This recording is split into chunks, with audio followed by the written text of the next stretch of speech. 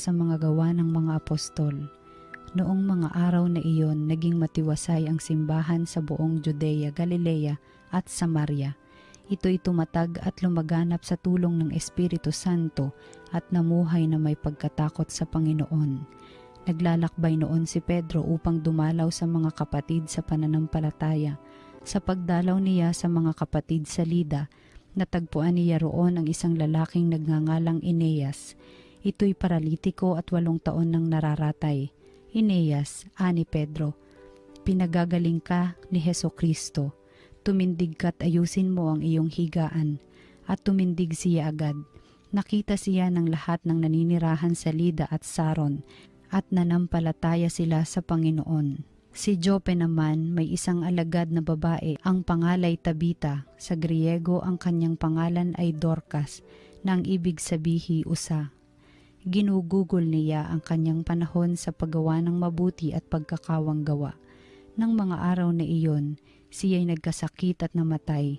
Nang mapunasan na ang bangkay, ito'y ibinurol sa silid sa itaas. Di kalayuan sa Jope ang Lida. Nang mabalitaan ng mga alagad na naroon si Pedro, inutusan nila ang 2 lalaki upang siya'y pakiusapang pumunta agad sa Jope. Sumama naman sa kanila si Pedro. Pagdating doon, dinala siya sa silid sa itaas.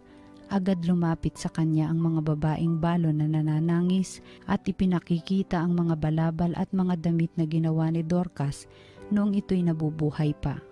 Pinalabas ni Pedro ang lahat. Siya'y lumuhod at nanalangin. Pagkatapos, humarap siya sa bangkay at sinabi, "Tabita, pumangon ka." Dumilat si Tabita at naupo nang makita si Pedro. Hinawakan ni Pedro ang kanyang kamay at tinulungan siyang tumindig. Pagkatapos, tinawag niya ang mga banal at ang mga babaeng balo at iniharap sa kanila si Dorcas na buhay na. Nabalita ito sa buong Jope, kaya't marami ang sumampalataya sa Panginoon. Ang salita ng Diyos.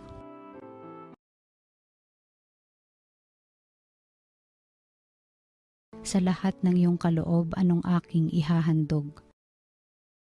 O Diyos ko't Panginoon, aking ihahandog sa lahat ng kabutihan na sa akin ay kaloob.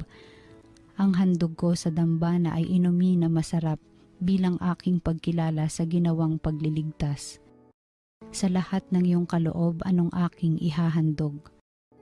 Sa tuwinang magtitipon ang lahat ng kanyang hirang, ang anumang pangako ko ay doon ko ibibigay. Masakit sa kalooban ng puon kung may papanaw, kahit ito ay iisa, labis niyang dinaramdam.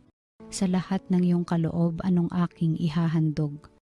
Panginoon, naririto akong iyong abang lingkod, katulad ng aking ina, maglilingkod akong lubos. Yabang ako'y iniligtas, kinalinga at tinubos, ako ngayoy maghahandog ng haing pasasalamat, ang handog kong panalangin sa iyo ko ilalagak. Sa lahat ng iyong kaloob, anong aking ihahandog? Ang mabuting balita ng Panginoon ayon kay San Juan.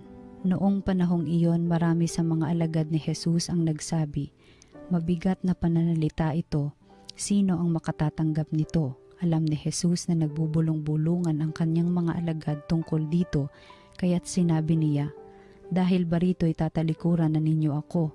Gaano pa kaya kung makita ninyong umaakyat ang anak ng tao sa dati niyang kinaroroonan?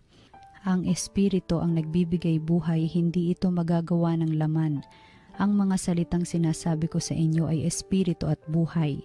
Ngunit may ilan sa inyong hindi nananalig sa akin, sapagkat talastas ni Jesus buhat pa noong una kung sino-sino ang hindi nananalig sa Kanya at kung sino ang magkakanulo sa Kanya. Idinugtong pa niya.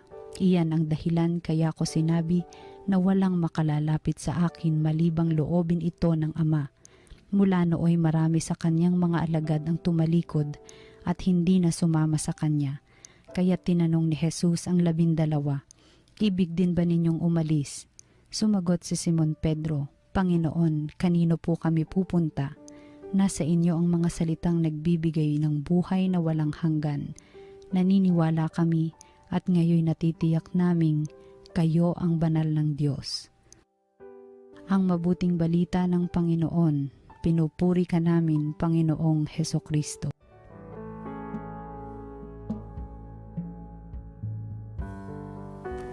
Magandang araw po sa inyong lahat. Ako po si Father Herbie Santos, Parish Priest ng Parish of the Lord of Divine Mercy ng Diocese ng Cubao. Welcome to Salita ng Diyos, Salita ng Buhay. Sa ating ebanghelyo, noong pinapaliwanag ni Jesus na siya ay tinapay at alak, marami sa mga alagad ni Jesus ang nagsabi, "Mabigat ang pananalita na ito. Sino ang makatatanggap nito?" Hindi sila makapaniwala na ang tinapay ay katawan ni Jesus at ang alak ay kanyang dugo. At hindi rin nila matanggap na kailangang kainin ang laman ni Jesus at inumin ang kanyang dugo. Talagang nahirapan silang unawain si Jesus, kaya't umalis na lang sila. Mula nooy marami sa kanyang mga alagad ang tumalikod at hindi na sumama sa kanya. Mga minamahal na kapatid, ang pagsunod sa turo ni Jesus ay mahirap. Hanggang ngayon, maraming tao ang tumatanggi kay Kristo, hindi po ba? Halimbawa, marami ang ayaw magsimba at okay na magdasal na lang. Sa madaling salita, hindi sila tunay na naniniwala na ang Eucharistia o hostia ay tunay na si Jesus. Kaya, dasal-dasal na lang, okay na. Marami ang hindi matanggap ang sinasabi ng mga pari sa kanilang mga homily. Ayaw nilang tinuturuan sila, pinapaalalahanan ng mga utos ni Jesus. Kaya yung iba nagpapasyang hindi na lang magsimba at yung ilan lumilipat pa sa ibang sekta o relihiyon. Ngunit may iilan tulad ni Simon Pedro na nananatili kay Jesus sapagkat meron silang malalim at malakas na pananampalataya. Alam nilang walang ibang tao o bagay ang makapagbibigay ng tunay na buhay na inaalok ni Kristo. Ani nga ni Pedro, "Panginoon, kanino po kami pupunta? Nasa inyo ang mga salitang nagbibigay ng buhay na walang hanggan." Kaya ano po ang punto para sa atin ngayon? Mahirap ang manalig kay Jesus, pero mas mahirap ang mawalay sa Kanya. Naalala ko nung pandemya, sinara ang mga simbahan dahil sa panganib ng infeksyon at marami ang hindi makatanggap ng komunyon. Naalala ko, grabe yung pagnanasa ng mga tao para sa Eucharistia. Talagang nakakamiss no, nung nagkaroon ng mga Eucharistic procession sa sasakyan. Kapag dumadaan sa mga bahay, yung mga tao ay lumuluhod sa kalye. May hawak na imahe o krus o kandila at umiiyak pa sila. Para bagang sinasabi nila yung sinabi ni Simon Pedro, "Naniniwala kami at ngayon natitiyak namin kayo ang banal ng Diyos." Pero ngayong bumalik tayo sa new normal, ilan sa atin ang tumalikod na kay Jesus? Ilan sa atin ang hindi na naniniwala sa kahalagahan ng pagtanggap ng Eucharistia? Marami ngayon ang kontento na lamang manood ng online mass at hindi natanggapin ang katawan at dugo ni Kristo sa misa. Mga minamahal na kapatid, kung talagang naniniwala tayo kay Jesus, hindi natin matitiis na hindi siya matanggap. Kahit may trabaho pa tayo sa linggo, kahit nasa bakasyon pa tayo, hahanap tayo ng paraang matanggap siya. Hindi talaga madaling ipaglaban ng Kristiyanong pananampalataya. Pero paano na lang kung wala sa buhay natin si Kristo? Sino ang magbibigay direksyon sa buhay natin? At ano ang katuturan ng lahat ng ating paghihirap at pagsasakripisyo sa mundong ito?